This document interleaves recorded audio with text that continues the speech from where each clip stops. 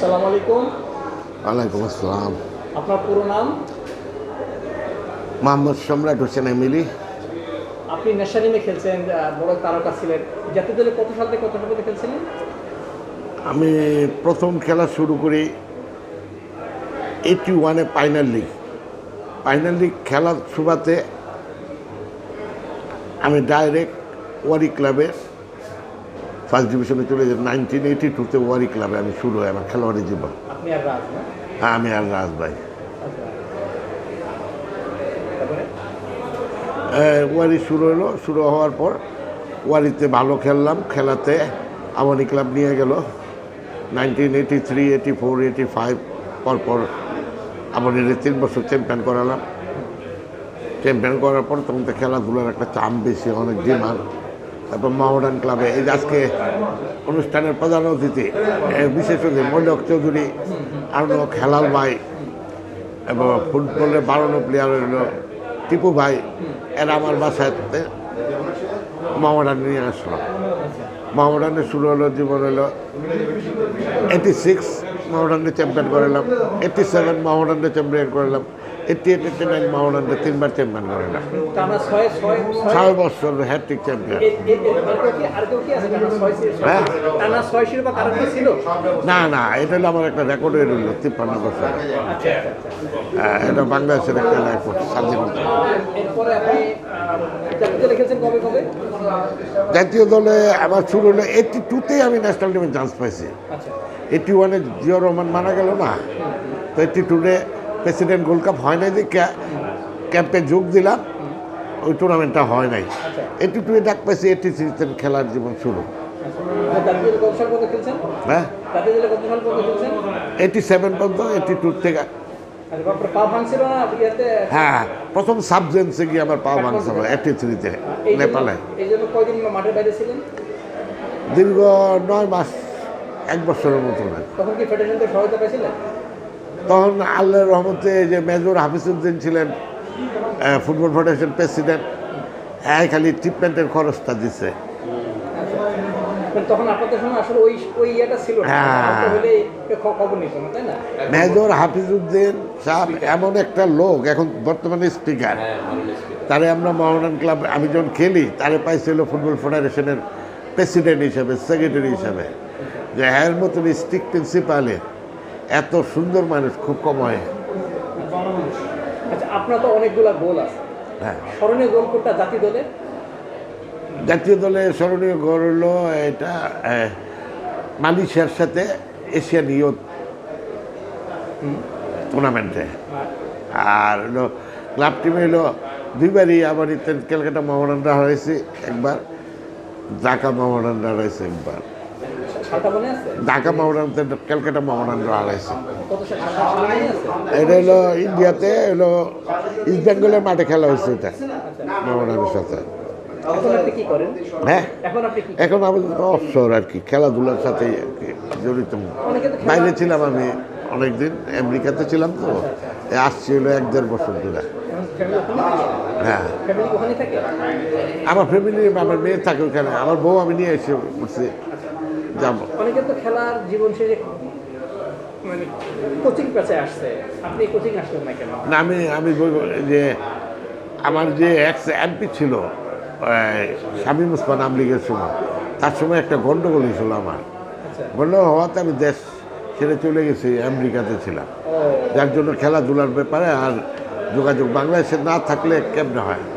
বাইরে আজকে আমি বাইরে ছিলাম দেখে আমি জাতীয় পুরস্কারটাও পাইনি, এবার হয়তো পাইতে পারি। এই এখন তো দেশে একটা খুব একটা জাগরণ চলতেছে, হামজা চৌধুরী প্রবাসী ফুটবলার আসতেছে, আপনার সময় একটা জাগরণ ছিল, এখন আমরা নতুন জাগতেছে, বিষয়টা কেমন লাগতেছে আপনার কাছে? সত্যি করে, যেহেতু আমরা ফুটবল প্লেয়ার, ঢাকার যে চামটা আমি স্বর্ণযুগ দেখে আসছি, ফুটবল খেলছি আমি, তো 80-র দশক আর 90-র দশকের তো তুলনা হয় না। হ্যাঁ, ওই ফুটবলটা আমি দোষারোপ করি ফুটবল ফেডারেশনের প্রেসিডেন্ট কাজী সালাউদ্দিনকে। কাজী সালাউদ্দিন সাহেব ফুটবলটাকে ধ্বংস করে দিয়ে গেছে। তবে ফুটবল এত জনপ্রিয় খেলা, এখন যতটুকুই দেখতেছি শুনতেছি যে মাননীয় প্রাইম মিনিস্টার তারেক জিয়া খেলাধুলার একজন খেলোয়াড় মনোবৃত্তি মানুষ এবং ভালো খেলোয়াড়ও ছিলেন আগে ছোটোকালে।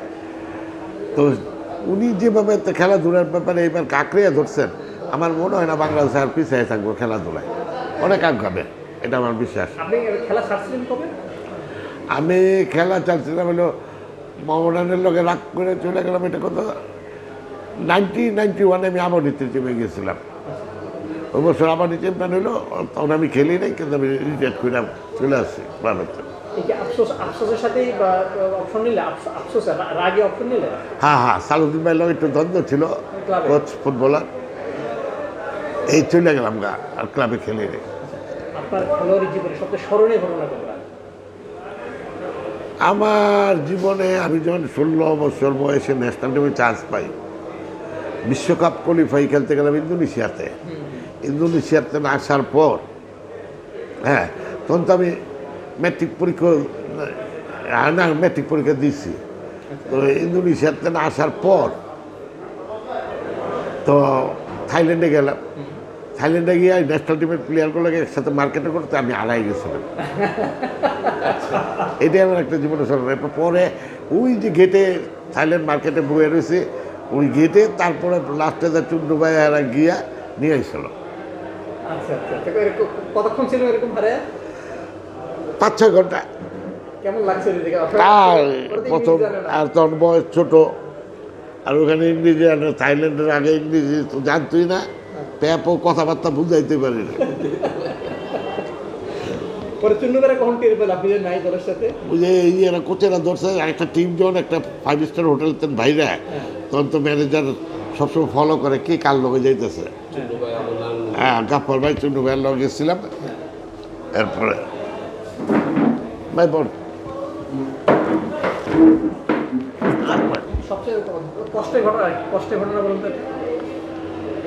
কষ্টের না, এটা হলো একটা জীবনে একটা ট্রেজেডি। আমি প্রথম যখন ন্যাশনাল টিমে 86-তে প্রথম সাব গেমস অংশগ্রহণ করি, যে জীবনের থেকেও যে তা হইলো, তখন হইলো আমাদের এটা ক্যাশ বাক্স বলতো। জীবনের সম্পদ হারাইছি ওই ন্যাশনাল টিমে খেলতে গিয়ে, কিন্তু বাংলাদেশ থেকে এখন পর্যন্ত এই স্বীকৃতিটা পাইনি। একমাত্র স্বাধীনের পর আমি একমাত্র প্লেয়ার যে দেশের জন্য পাও হারাইছি ন্যাশনাল টিমে। এখন আপনার চাওয়া কি ফেডারেশনের কাছে? হ্যাঁ, বাবুদের কাছে আপনার চাওয়া কি দেশের ফুটবল উন্নয়নে?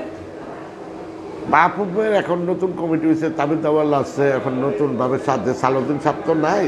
আমার মনে হয় বাপুবে খুব ভালো করবে। আর আপনি ছিলেন, মোহামেডানে ছিলেন, কোন দলের সাপোর্টার? সত্যি কথা বলতে কি, মোহামেডান এমন একটা ক্লাব, আপনি এমন একটা ক্লাব, আগে আমি যে দেখতাম যে হ্যাঁ খাইয়েছি, মোহামেডান এমন একটা ক্লাব যে মনে করেন মোহামেডানের অফিসার হলে সব সরকারি যে বড় বড় প্রতিষ্ঠানের ইঞ্জিনিয়ার এরা ছিল, আর আমনি টিমে ছিল হইলো শেখ কামালের বন্ধুবান্ধবরা। হ্যাঁ, ওইটাই বা আরেক পরিবেশ। তবে ক্লাব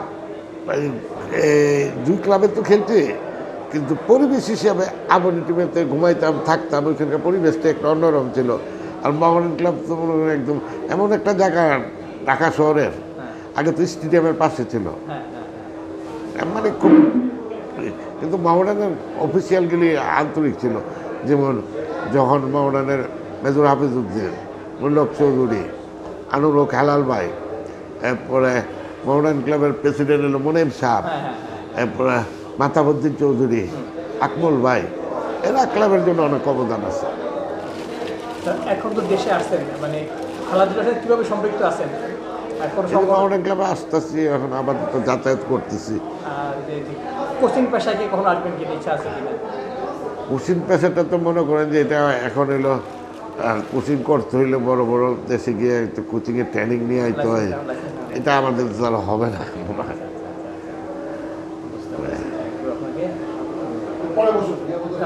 আপনাকে